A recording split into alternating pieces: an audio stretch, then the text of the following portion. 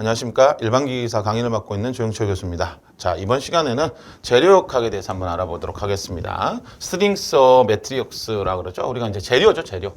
재료에 대한 부분의 힘이에요. 힘에 관련된 부분이기 때문에 이게 뒷부분에 우리가 나와 있는 뭐 나중에 필답형이나 이런 부분에도 굉장히 많은 부분을 갖고 있어요. 이제 정역학이라 그러잖아요. 우리가 보통 역학에 대한 부분을 보면 되게 거리감이 좀 있어요. 어렵다라고 생각들을 많이 하는데 그 중에서도 이 재료역학은 조금 더 쉽다? 제가 말씀드릴 수 있는 부분은 뭐 쉽다가 아니라 동역학보다는 그래도 조금 삼역학 중에 열역학이나 유체역학 있잖아요. 그런 부분들은 움직이는 역학이니까 아무래도 조금 더 여러분들이 어렵게 느낄 수 있는데 재료역학은 그래도 그나마 여러분들이 조금 더 쉽게 이해할 수 있는 부분이 되겠죠. 그래서 이 역학을 강의하면서 제가 항상 먼저 말씀드리는 게 있어요. 이게 수식이 되게 많아요. 우리가 이 일반기기사 시험을 보면서 보면 이 수식을 하면 몇백 개가 넘어가니까 그걸 다 외우려고 그러시면 안 돼요. 그냥 기본적인 부분들, 그러니까 내가 있는 분의 무차원수라든지 차원에 대한 부분들이 있잖아요. 아니면 전개, 그걸 우리가 이제 뭐라 그래요? 내가 있는 뭐 테크닉이라 그러잖아요. 그런 부분을 좀 갖고 간다든지, 아니면 필요한 수식에 대한 부분을 따로 정리를 좀 해놔서 내가 가져올 수 있는 부분들의 문제를 할 때 적응만 좀 할 수 있는 그런 부분이 돼야지 무턱대고 외우기 시작하면 그냥 힘듭니다. 그런 부분이 있기 때문에 일단 역학에 대한 부분의 재료역학을 공부하실 때 아니면 다른 역학을 공부하실 때도 그런 부분들을 조금 따로따로 정리를 해주시는 거. 자, 정역학에서 가장 중요한 부분이 힘과 모멘트라고 얘기를 해요. 힘이라고 하는 건 포스잖아요. 그죠? 주는 힘. P라고 줄 수도 있고요. 방향성을 갖고 있는. W, 무게를 갖고 있을 수도 있고요. 속도를 갖고 있는 Q라고도 표현할 수 있습니다. 그래서 얘에 대한 부분의 3요소라고 하는 부분들을 뭐 나눠서 보면 힘의 성분, 방금 얘기했듯이 무게를 갖고 있느냐, 속도를 갖고 있느냐, 아니면 거기에 대한 부분의 방향성을 갖고 있느냐, 이런 것들을 갖고 나눠주거나, 아니면 모멘트. 모멘트는 보통 각도에 대한 부분들이 좀 많이 들어가요. 그래서 각도에 있는 부분에 평행할 거냐, 아니면 자유마찰력, 아니면 마찰력, 뮤라고 우리가 많이 표현하잖아요. 이 뮤가 되게 여러 가지로 사용돼요. 마찰력에도 있고요. 뭐 점성계수에도 존재를 할 것이고요. 뒤로 가보게 되면 포화성의 정의에 대한 뭐 내가 있는 부분에 대해서 정의할 때도 요거를 가지고 뭐 작업을 하죠. 그런 부분들을 볼 때, 자, 그러면 얘의 모멘트에 대한 5가지를 놓고 3요소로 본다면 뭐가 있냐라고 볼게요. 자, 일단 여기를 기준점으로 해서 우리가 쓰는 거죠. 뒤에 나와 있는데, 일단 여기 점을 기준으로 가는 길이값이라 그래요. 길이값. 요 길이값을 뭐라 그러냐면 크기라고 부릅니다. 그래서 선분의 길이니까 L로 표시를 하겠죠. 얼마만큼 가냐 이거예요. 그 길이에 따라서 힘이 달라질 테니까. 그 다음에 두 번째가 방향이죠. 탄젠트 세타라고 많이 불러주는데 선분의 길이와 화살표 방향. 자, 뭐냐면 요게 선분의 길이하고 화살표 방향에 따라 요 세타 값. 요게 기본적으로 각도라고 우리가 많이 얘기해요. 탄젠트 세타가 왜 나오냐면 기본적으로 우리가 여기를 람다, 여기 로우라고 잡았을 때 90도가 되는 부분이 이 탄젠트 값이거든요. 그래서 두 길이에 대한 부분의 합침. 자, 이런 부분들을 얘기하기 때문에 세타라고 얘기를 하는 것이고요. 자, 작용점. 어느 부분에 작용을 하냐, 힘이. 이 힘을 가지고 방향성을 갖고 가는 거니까 그래서 그 부분을 선분상, 지금 선이 있는 상에 한 점, 기준점을 놓고 좌표로 나타내는 거, 이거를 우리가 A라고 보통 표시해요. 그래서 이걸 단면적이라고도 표시 많이 하죠. 자, 그 다음에 힘의 작용선, 조금 전에 있던 방향을 보는 직선의 방향, 이 방향을 얘기하는 거고요. 이동성, 동일한 효과가 있는 같은 힘을 가지고 있는 경우에 EM의 작용에 옮겨도 되는 부분을 이동한다. 이렇게 이제 이동이 조금 더 많이 되면 어떻게 돼요? 동력학으로 바뀌어가겠죠. 그런 부분들, 그러니까 말 자체, 단어 자체 하나하나가 여러분들이 어떻게, 그런데 조금 생각해 보면 많이 보던 것들이에요. 길이, 세타, 각도, A 단면적 이런 것들은 여러분들이 앞에서든 뒤에서든 좀 봤던 부분들이거든요. 그런 부분들이 있기 때문에 이런 것들을 기본적으로 해서 여러분들이 좀 기억을 해주시면 좀 어렵지 않게끔 갈 수 있습니다. 자, 힘의 합성이 나왔네요. 그죠? 세 번째로 나와 있는 게 이 힘을 기준으로 얘기를 하는 부분인데 이걸 뭐라고 그래요? 이 평행사변형의 정리라고 우리가 얘기하잖아요. 그래서 이 평행사변형에 대한 부분은 우리가 조금 전에 얘기했듯이 사변형에 대한 부분이 삼각형이 되게 되면 뭐 같아요? 이렇게 직선에 대한 부분이 이렇게 만나서 사각형이 되고 여기가 90도가 되겠죠. 이렇게. 요거를 분력이라고 합니다. 나눠져 있는 분력이 되더라 이 얘기예요.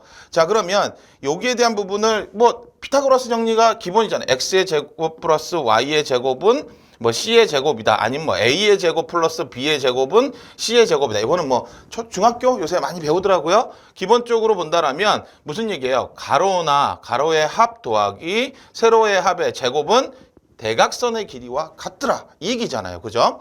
피타고라스 정리의 가장 기본적인 거를 가지고 평행사변형이 정리를 하게 되면 자 여기가 F예요. 지금 연장에 대한 부분에 분력으로 작업을 하면 이게 왜 나오는지는 봐야 되잖아요. 그죠?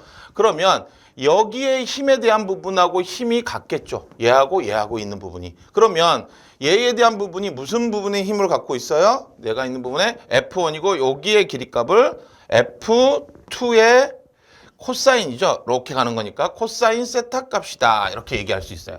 자 그러면 F2가 들어왔으니까 여기에 대한 부분은 뭐가 될까요? 코사인 나왔으면 사인 나와야 되겠죠. F2의 사인이죠. 사인의 세타 값이 되더라. 이렇게 된 거예요. 자 그러면 힘의 합성이라고 하는 부분은 뭐를 얘기하는 겁니까? 한 점에 작용하는 두 점의 합. 이걸 얘기한단 말이에요. 그래서 요거에 대한 부분을 각을 이루고 있고 중요한 거니까 이게 되게 중요한 얘기예요. 이게. 그러면 요 F값은 어떻게 되냐 이거예요. F값은. 일단 얘하고 곱셈인 거죠. 이렇게. 제곱에 대한 부분을 이 F라고 하는 부분 여기에 내가 두 개의 F값에서 코사인 세타 값 여기를 더해준 거죠. 왜냐하면 여기에 힘이니까. 그죠? 그래서 요거를 정리한 부분이 이 힘의 합성이에요. 이 코사인은 분력에 대한 부분에서 연장된 길이값으로 나왔다. 이렇게 기억을 하셔야 돼요. 그래서 요 부분을 가장 기본적으로 킬로뉴턴이죠. 단위 알아두시고 어떻게 나왔는지에 대한 부분을 기억하시면 될 것 같아요. 자, 그 다음에 탄젠트 알파라고 얘기하죠. 여기에요, 여기. 여기 탄젠트 알파라고 얘기하는 거. 전체는 세타 값, 요 부분의 기울기 값, 알파, 뭐 삼각형으로 본다면 람다 이렇게 얘기하잖아요. 자 그러면 얘를 뭐라고 불러요? 기울기라고 우리가 얘기할 수 있는 부분이잖아요. 자 그러면 자 어떻게 생겨요? F1의 F2의 코사인 세타분의 F2 사인의 세타 값 요거. 그래서 요거를 넘기면 기울기가 어떻게 돼요? 아크 탄젠트로 바뀔 거 아니에요? 얘는 바뀐 게 없잖아요. 그대로 가겠다라고 해서 F1 더하기 F2의 코사인 세타 값에 F2의 사인의 세타 값이 되더라. 이렇게 하게 되면 기울기를 구할 수 있는 기본적인 부분이 되는 거기 때문에 요 부분은 요걸 기억하시면 돼요. 요게 평행사변형의 정의를 가지고 작업을 해주시면 되는 거고요. 얘 같은 경우는 이제 90도를 이뤘다라고 했잖아요. 여기는 지금 기울기를 가지고 있는 부분의 합성이라면 얘 같은 경우는 어떻게 했어요? 90도를 만들었다. 자 그러면 합에 대한 부분이 90도니까 어떻게 되는 거예요? 이렇게 뭐 F1, F2가 90도가 되더라. 그럼 뭐가 없어요? 뒤에 있는 부분에 분력에 대한 부분이 없잖아요. 지금 현재.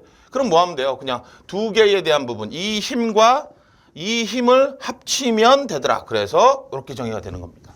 내가 있는 부분에서 어느 쪽에다가 갖다 놓느냐, 각이 있느냐, 기울기 값을 갖고 있느냐, 기울기 값이 없느냐에 따라서 얘에 대한 부분. 왜냐면 코사인 90도가 우리가 얼마예요? 코사인 90도에 대한 부분이 0이에요. 사인 90도가 1이거든요. 자, 그렇다면 왜 이게 됐느냐라고 제가 있어요. 기울기가 없다 그랬죠. 자, 요 부분이 없어요. 만약에 여기에다 그대로 넣어볼게요. 내가 있는 부분에 힘에 대한 부분이 있는데 코사인 세타 값을 넣어줬어. 90도로 넣어줬어. 그럼 어떻게 돼? 0이잖아요. 없어지잖아. 그러니까 그대로 오는 거예요. 뭐 다른 거 없어. 그러니까 이게 중요하다고 얘기하는 부분은 여기에 90도의 값을 집어넣었더니 이렇게 되더라. 이 얘기인 거예요, 지금. 그래서 요 기본적인 힘의 합성, 한 지점을 놓고 두 개가 가지고 있는 부분의 값이 어떤 식으로 이루어지느냐, 이거를 이해를 하셔야지만 수식이 연계되겠죠. 제가 시작하게 되겠죠. 전개하는 방법, 내가 있는 테크닉을 어떻게 갖고 하느냐, 이런 거예요.